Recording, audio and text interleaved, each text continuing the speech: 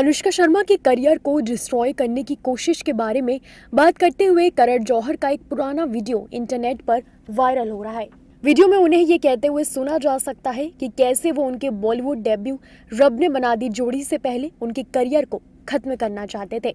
I totally wanted to completely murder Anushka Sharma's career because when Aditya Chopra showed me her image and I was like, no, mad or what? Why are you signing her? You're crazy. There's no need for you to sign this Anushka Sharma. There was another lead actress at that time who I wanted Adi to sign and I was totally behind the scenes sabotaging her completely. And then the movie also I was reluctantly watching it at that time when Rab Ne Bana Di Jodi. But when I saw Band Baja Barat, I called her and I felt like I owed her an apology and a compliment. Apology because I felt so embarrassed that I would have actually ruined the graph of an exceptional talent. Viral video 2016 में 18th मामी Mumbai film festival का है, जिसमें करण अपनी film ए दिल ए मुश्किल के promotion के लिए अनुष्का और ऐश्वर्या राय बच्चन के साथ पहुंचे थे और राजीव मनसद और अनुपमा चोपड़ा से बात करते हुए उन्होंने ये बात कही। इस वीडियो पर रिएक्ट करते हुए फिल्म मेकर अपूर्वा असरानी ने ट्विटर पर लिखा, मैं पूरी तरह से अनुष्का शर्मा के करियर की हत्या करना चाहता था। करण जौहर ने राजीव मनसद से खुद ये बात कन्फेस की। उन्होंने ये मजाक में कहा, मुझे यकीन है, लेकिन अभी भी रेजिंग इनसाइडर आउटसाइडर डिबेट के लिए ये एक वर्दी पॉइंट है। असरानी ने वायरल वीडियो को भी रीपोस्ट किया। फिल्म निर्माता विवेक अग्निहोत्री ने भी वीडियो पर कुछ इसी तरह का रिएक्शन दिया। उन्होंने ट्वीट किया, किसी का सिर्फ शौक करियर बनाना या बिगाड़ना होता है। अगर बॉलीवुड गटर में है तो ये टैलेंटेड आउटसाइडर्स के खिलाफ कुछ लोगों की गंदी बैकरूम पॉलिटिक्स के वजह से है। ये वीडियो प्रियंका चोपड़ा के बॉलीवुड के कॉर्नर्ड होने के स्टेटमेंट के बाद आया है। फिर कंगना रनौत ने करण पर शाहरुख खान के साथ दोस्ती की वजह से पीसी के करियर को बर्बाद करने का आरोप लगाया था।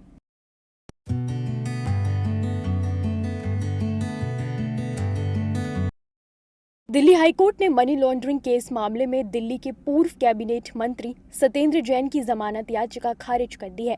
दिल्ली हाईकोर्ट ने टिप्पणी करते हुए कहा कि सत्येंद्र जैन एक प्रभावशाली व्यक्ति हैं जो जमानत मिलने पर जांच को प्रभावित कर सकते हैं और केस की इस स्टेज पर सत्येंद्र जैन की जमानत नहीं दी जा सकती है। वहीं सत्येंद्र जैन की जमानत याचिका खारिज होने के बाद एक बार आप पार्टी के कार्यकर्ता लगातार विरोध प्रदर्शन कर रहे हैं। ये डरते हैं अरविंद केजरीवाल से, ये डरते हैं आम आदमी पार्टी के बढ़ते विस्तार से और इस डर से उन्होंने मनीष सिसोदिया और सत्येंद्र जैन को गिरफ्तार किया है। पर हम ये कहना चाहते हैं नरेंद्र मोदी जी को भी और भारतीय जनता पार्टी को भी और उनके नेताओं को भी कि तुम्हारी पुलिस, ये तुम्हारी तानाशाही, ये तुम्हारी सीबीआई, ये तुम्हारी ईडी, इनसे हम डरने वाले नहीं हैं। हम बाबा साहब भीमराव अंबेडकर के संविधान को मानने वाले लोग हैं। तो दूसरी ओर शहजाद पूनावाला ने आपका घेराव किया है और सत्येंद्र जैन पर कट्टर करप्ट का आरोप लगाया है। सत्यमेव जयते। फिर से एक बार दिल्ली हाईकोर्ट ने सत्येंद्र जैन को राहत देने से इनकार किया है और कहा है क्योंकि वो एक इन्फ्लुएंशियल व्यक्ति है, उन्हें इस स्टेज पर बेल या राहत नहीं दी जा सकती। वो विटनेसेस से और सबूत से छेड़खानी करेंगे, वो टैंपर करेंगे एविडेंस को। आज मतलब कि प्रथम दृष्टया बार बार कोर्ट कह रहा है कि सत्येंद्र जैन कट्टर बेईमान है, कट्टर करप्ट है, कट्टर हवालेबाज है। इससे पहले भी हाई कोर्ट ने आदेश में कहा है, लोअर कोर्ट ने भी आदेश में कहा है। मनीष सिसोदिया को बेल नहीं मिल रही, मनीष सिसोदिया को भी राहत नहीं मिल रही और कोर्ट ने कहा है वो आर्किटेक्ट है शराब घोटाले के। 80, 90, 100 करोड़ रुपए घूस के रूप में लिए। किस प्रकार से शराब घोटाला किया है उसका सारा तथ्य कोर्ट ने बताया है अपनी फाइंडिंग्स में। पर अरविंद केजरीवाल इन सभी लोगों को बचाने का प्रयास करते हैं, कहते हैं कट्टर ईमानदार है। आज अरविंद केजरीवाल, सिसोदिया जी, सत्येंद्र जैन सबकी करप्शन की डिग्री खुलकर सामने आ चुकी है, परंतु इस करप्शन की डिग्री से भागना है, इसलिए अनर्गल मुद्दे उठाना है और डाइवर्ट करवाना है। गौरतलब है कि इससे पहले राउज एवेन्यू कोर्ट ने दिल्ली आबकारी मामले में मनीष सिसोदिया की जमानत याचिका रद्द कर दी थी, जिससे मनीष सिसोदिया ने दिल्ली हाईकोर्ट का रुख किया है। जिसके बाद दिल्ली हाईकोर्ट ने दिल्ली आबकारी नीति मसले पर सीबीआई से जवाब मांगा है और इस मामले में अगली सुनवाई 20 अप्रैल को होगी। वहीं मनी लॉन्ड्रिंग केस में सत्येंद्र जैन को 30 मई 2022 को गिरफ्तार किया गया था और फिलहाल वो तिहाड़ जेल में है।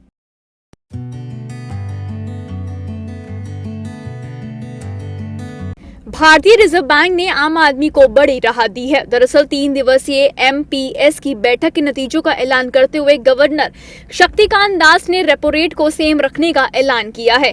इसे 6.5% पर ही रखा जाएगा। पहले अनुमान जताया जा रहा था कि इसमें 25 बेसिस पॉइंट का इजाफा किया जा सकता है, लेकिन बैठक में इसे सेम रखने का फैसला किया गया। बता दें, मई 2020 में रेपो रेट में लगातार 6 बार बढ़ोतरी की जा चुकी है। The Monetary Policy Committee met on 3rd, 5th and 6th April 2023 and assessed the macroeconomic situation and its outlook.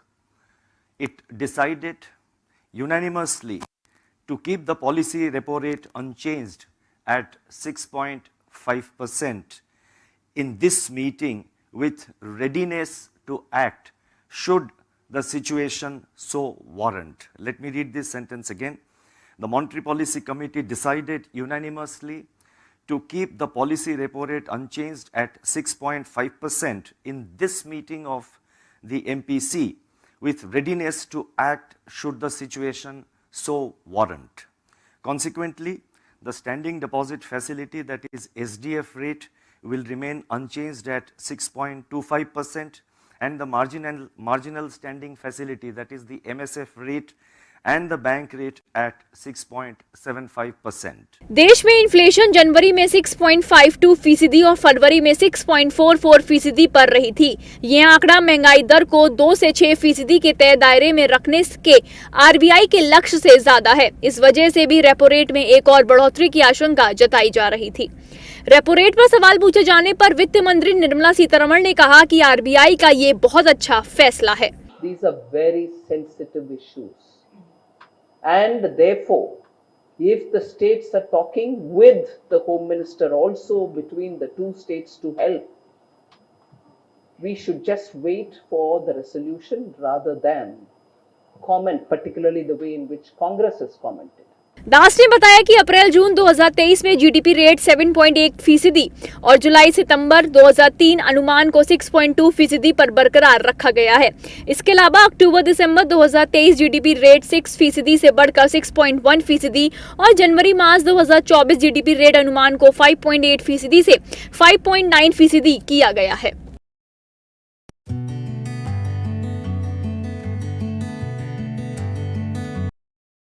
Delhi में बजट सत्र के आखिरी दिन जोरदार हंगामा हुआ। संसद के बजट सत्र के आखिरी दिन विपक्षी सांसदों ने संसद से विजय चौक तक तिरंगा मार्च निकाला। इसी बीच मार्च में भाग लेने वाले कांग्रेस नेता केसी वेणुगोपाल ने कहा कि सरकार खुद संसद नहीं चलने दे रही है, वे अडानी घोटाले पर चर्चा क्यों नहीं करना चाहते। वहीं बजट सत्र की शुरुआत से ही संसद के दोनों सदनों की कार्यवाही बार बार स्थगित होती रही। विपक्षी दलों के विरोध के बाद लोकसभा को अनिश्चितकाल के लिए स्थगित कर दिया गया, जो अन्य मुद्दों के साथ साथ अडानी के शेयरों में एक संयुक्त संसदीय जांच की मांग कर रहे थे। लंदन में दिए अपने बयान के लिए बीजेपी राहुल गांधी से माफी की मांग कर रही है। आपको बता दें कि संसद भवन में विपक्ष के नेता मल्लिकार्जुन खड़गे के कक्ष की अध्यक्षता में बुधवार सुबह हुई बैठक में तिरंगा मार्च का फैसला लिया गया था, जिसमें समान विचारधारा वाले विपक्षी दलों के नेताओं ने भाग लिया। बैठक में शामिल होने वालों में DMK, तृणमूल कांग्रेस, आम आदमी पार्टी, समाजवादी पार्टी, राजद, माकपा, भाकपा और मुस्लिम लीग के नेता शामिल थे। खड़गे ने संसद के चल रहे बजट सत्र के अंतिम दिन आज कहा कि लोकतांत्रिक तरीके से लड़ना हमारा कर्तव्य है। अगर सरकार सुन नहीं रही है तो वो जिद्दी है। कौन सा ऑर्डर मिला, कैसा मिला, ये सारे डिटेल यहाँ पर चर्चा होना चाहिए। इसीलिए हम JPC की मांग कर रहे थे, जॉइंट पार्लियामेंट कमेटी की। इसमें कोई उनको नुकसान तो होने वाला नहीं था, क्योंकि उनको 2/3 मेजॉरिटी है। इस बीच अपना स्थापना दिवस मना रही बीजेपी ने संसद में संसदीय दल की बैठक की। इस बीच कांग्रेस समेत 13 राजनीतिक दलों ने संसद के बजट सत्र के अंतिम दिन लोकसभा अध्यक्ष की ओर से आयोजित की जाने वाली शाम की चाय बैठक को छोड़ने का फैसला किया। वहीं इस बीच वित्त मंत्री निर्मला सीतारमण ने विपक्ष पर पलटवार करते हुए कहा कि विपक्ष के पास कोई और मुद्दा नहीं बचा है। Since 2014 All India and prior to that in Gujarat, opposition has no issue. And in opposition, every party wants to be the dominant party. तो अब अडानी मुद्दे को लेकर सियासत तूल पकड़ती नजर आ रही है।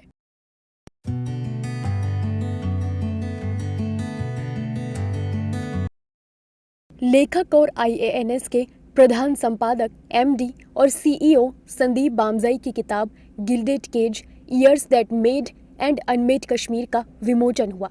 ये किताब 1931 से 1953 तक जम्मू और कश्मीर के उथल पुथल भरे राजनीतिक इतिहास पर आधारित है। इस किताब का विमोचन 6 अप्रैल को कांग्रेस के वरिष्ठ नेता सलमान खुर्शीद, लेफ्टिनेंट जनरल सैयद अता हसनैन, IIC के निदेशक KN श्रीवास्तव और जम्मू कश्मीर के पूर्व वित्त मंत्री हसीब द्राबू की उपस्थिति में हुआ। So far, Maharaja Hari Singh is concerned, again, the book, indicates that there was a lot of confusion in the minds of Maharaja Hari Singh. He was never very clear as to what exactly he should do. And finally, I would like to, say that all these problems that we have faced in the past are still facing on the Kashmir front have basically, a reason because of the antipathy that, prevailed between Maharaja Hari Singh and Sheikh Abdullah. If these two great personalities had reconciled, perhaps most of the problems that we have faced in the past and present could have been avoided. Gilded cage years that made and unmade Kashmir शीर्षक वाली व्यावहारिक पुस्तक किसी भी scholar या पत्रकार के लिए अमूल्य होगी, जो आज के समय में कश्मीर में क्या हो रहा है ये समझने की कोशिश कर रहा है। ये किताब ब्रिटिश राज के सूर्यास्त के वर्षों और 8 अगस्त 1953 को शेख मोहम्मद अब्दुल्ला की बर्खास्तगी और कारावास तक की घटनाओं के बीच घाटी में क्या हुआ इसके बारे में दिलचस्प जानकारी देती है। We must have been, as a new country, how we were able to put through in such a short notice such a terrific operation, which we have, and this whole country has a major gratitude for. And that I think the Army generals can tell us more about it. But certainly there must have been an interplay of romance and politics there. नए विवरणों के साथ बड़े ही रोचक तरीके से लिखी गई ये किताब कश्मीर ट्रायलॉजी का तीसरा भाग है। इसमें किस तरह शेख अब्दुल्ला ने पाकिस्तान के लिए कश्मीर हड़पने के जिन्ना के सपनों को हवा दी, एक सपना जिसे महाराजा हरि सिंह के प्रधानमंत्री रामचंद्र काक खुशी खुशी पूरा करते।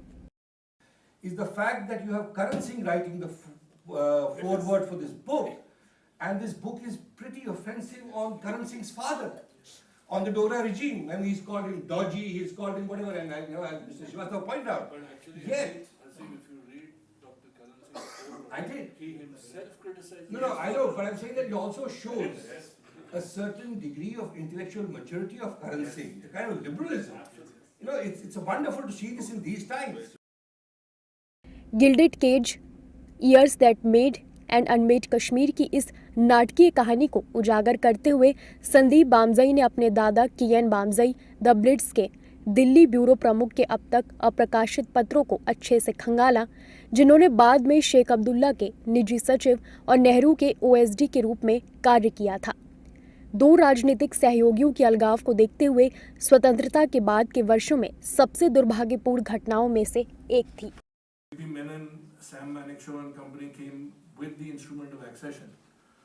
It is Sardar Patel, Nehru still vacillated, and Sheikh Sahab was sitting in the anteroom and he sent a slip to Pandit ji, ki let's move now.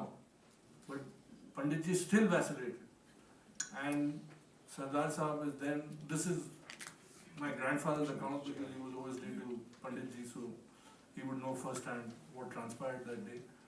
And this is when Sardar Sahab told Pandit ji, Jawahar, Kashmir चाहिए कि नहीं चाहिए।